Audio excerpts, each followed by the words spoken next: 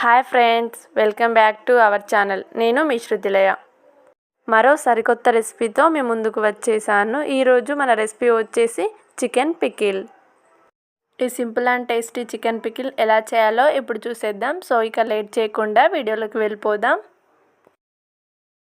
ఇప్పుడు stove on చేసి ఒక గిన్నె పెట్టుకోండి.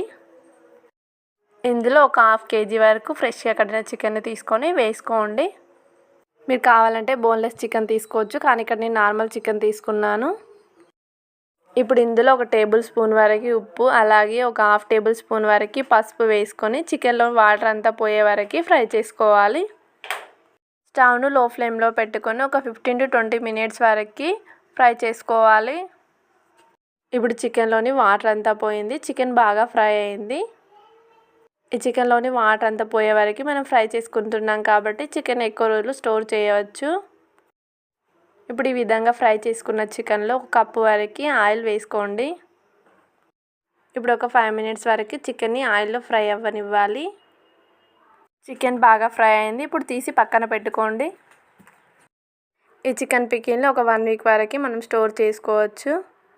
చికెన్ని ఎప్పుడు చేసే చికెన్లా కాకుండా ఇలా చికెన్ పచ్చడిలా ఒకసారి ట్రై చేయండి. టేస్ట్ అయితే చాలా బాగుంటుంది. పిల్లల నుండి పెద్దల వరకు చాలా ఇష్టంగా తింటారు. సో మీరు కూడా ఇంట్లో ఒకసారి ట్రై చేయండి. ఎలా ఉందో కామెంట్ సెక్షన్లో కామెంట్ పెట్టండి. ఇప్పుడు ఇదే ఆయిల్లో ఇప్పుడే ఫ్రెష్గా చేసి పెట్టుకున్న ఒక టేబుల్ స్పూన్ వరకు అల్లం పేస్ట్ని వేసుకోండి. ఈ అల్లం పేస్ట్ టేస్ట్ని బట్టే చికెన్ పికిల్ టేస్ట్ కూడా ఉంటుంది. ఈ అల్లం పేస్ట్ని పచ్చివాసన పోయే వరకు బాగా ఫ్రై చేసుకోండి. ఇప్పుడు ఇందులో మనం ముందుగా ఫ్రై చేసి పెట్టుకున్న చికెన్ని వేసుకోండి. ఇప్పుడు ఒక 5 minutes వరకు ఫ్రై చేసుకోండి. ఇప్పుడు ఇందులో ఒక టేబుల్ స్పూన్ వరకు ధనియా పౌడర్, అలాగే హాఫ్ టేబుల్ స్పూన్ వరకు గరం మసాలా వేసుకోండి. ఇప్పుడు ఇందులో 2 టేబుల్ స్పూన్ వరకు కారం వేసుకొని బాగా కలుపుకోండి.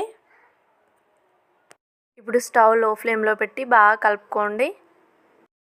ఈ చికెన్ పచ్చడిని వేడివేడి అన్నంలో కానీ చపాతీలో కానీ వేసుకొని తింటే టేస్ట్ అయితే చాలా అంటే చాలా బాగుంటుంది. చికెన్ తినని వాళ్ళకి కూడా మనం ఇలా చేసి పెడితే తప్పకుండా తినేస్తారు. చివరిలో ఒక లెమన్ తీసుకొని మధ్యలో కట్ చేసుకొని నిమ్మరసం వేసుకోండి. ఈ నిమ్మరసం వేసుకోవడం వలన చికెన్ పచ్చడి టేస్ట్ మరింత బాగుంటుంది. ఈ చికెన్ పచ్చడి హాస్టల్స్ వెళ్ళే వాళ్ళకి, బ్యాచిలర్స్కి బాగా యూజ్ అవుతుంది. ఇప్పుడు అంతా బాగా కలుపుకోండి. ఇప్పుడు స్టవ్ ఆఫ్ చేసుకొని ఒక సర్వింగ్ బౌల్లోకి తీసుకోండి. ఎంతో టేస్టీగా ఉండే చికెన్ పచ్చడి రెడీ అయింది. నేను చేసే రెసిపీస్ మిస్ కాకుండా చూడాలంటే నా ఛానల్ని సబ్స్క్రైబ్ చేసుకోండి, అలాగే లైక్ చేయండి, షేర్ చేయండి. Thank you for watching this video.